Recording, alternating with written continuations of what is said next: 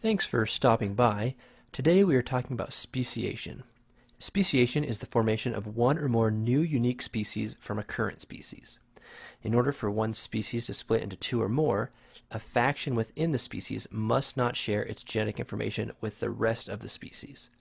This is called reproductive isolation, and there are two main categories of contributors to this isolation: prezygotic barriers and postzygotic barriers, so named for whether they occur before or after fertilization.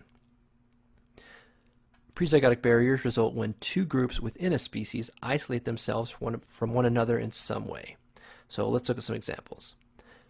Temporal isolation occurs when members of the same species are active at different times of the day, month, or even year.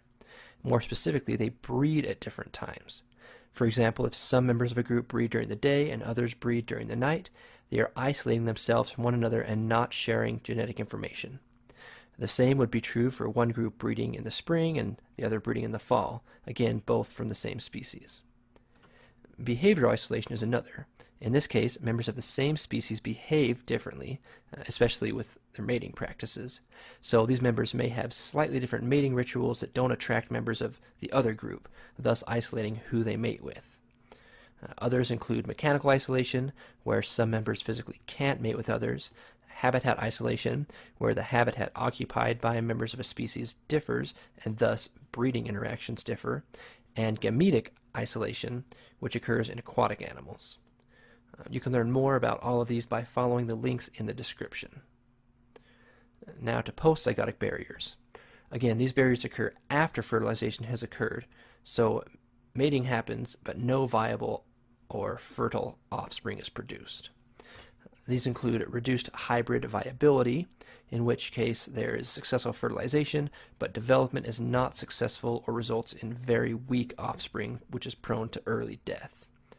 Another example is reduced hybrid fertility, in which case a mating is successful at producing offspring, a hybrid of the parents, but the offspring is not fertile and thus produces no offspring of its own.